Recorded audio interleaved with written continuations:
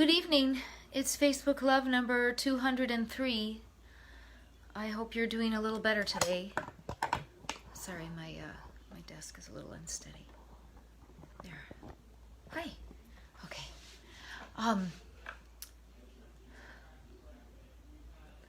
What a confusing week. I was feeling so joyful. I'd been getting so calm, looking forward to January 20th and believing that everything was going to get just a little less fraught. And here we are. It's quite fraught. So I found some poems that deal with disillusionment, coming to different conclusions, coming of age, realizing again and again that lots of hearts are different. And as I said to a friend last week when we were talking, I'm not regular. So these are both by Seamus Heaney, an Irish poet. This one is called Blackberry-Picking. Late August, given heavy rain and sun for a full week, the blackberries would ripen. At first, just one, a glossy purple clot, among others, red, green, hard as a knot. You ate that first one, and its flesh was sweet like thickened wine. Summer's blood was in it, leaving stains upon the tongue and lust for picking. Then red ones inked up, and that hunger sent us out with milk cans, pea tins, jam pots, where briars scratched and wet grass bleached our boots. Round hayfields, cornfields, and potato drills, we trekked and picked until the cans were full, until the tinkling bottom had been covered with green ones, and on top big dark blobs burned like a plate of eyes. Our hands were peppered with thorn pricks, our palms sticky as bluebeards.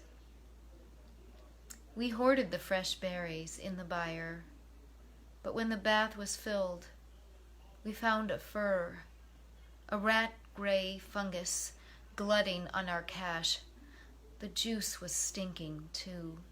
Once off the bush, the fruit fermented.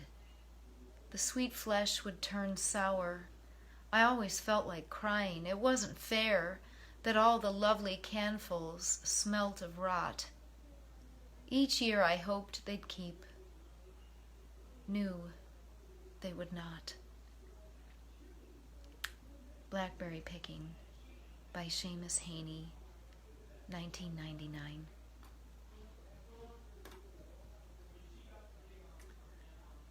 Here's another one, same year, 1999. Death of a Naturalist. All year, the flax dam festered in the heart of the townland. Green and heavy-headed flax had rotted there, weighted down by huge sods. Daily it sweltered in the punishing sun. Bubbles gargled delicately. Bluebottles wove a strong gauze of sound around the smell. There were dragonflies, spotted butterflies, but best of all was the warm, thick slobber of frog spawn that grew like clotted water in the shade of the banks.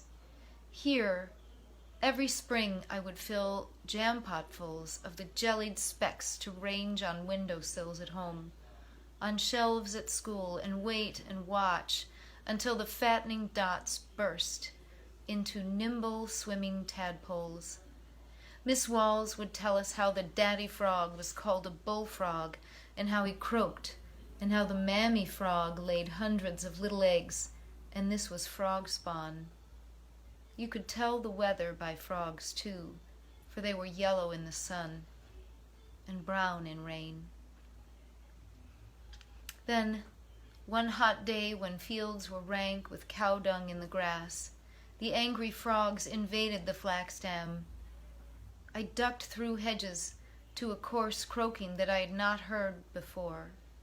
The air was thick with a bass chorus.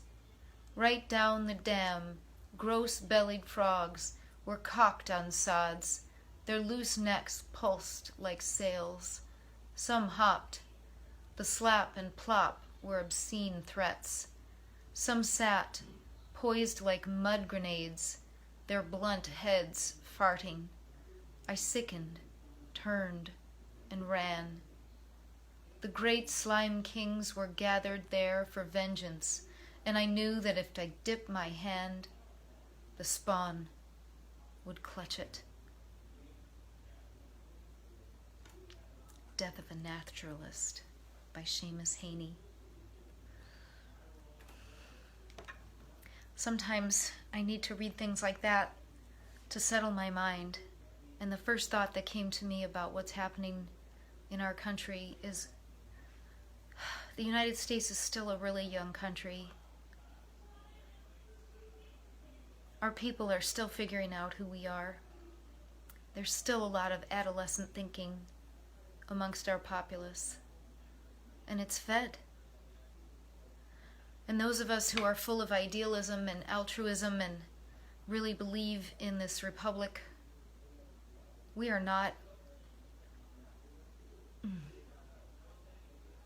I don't think we're regular.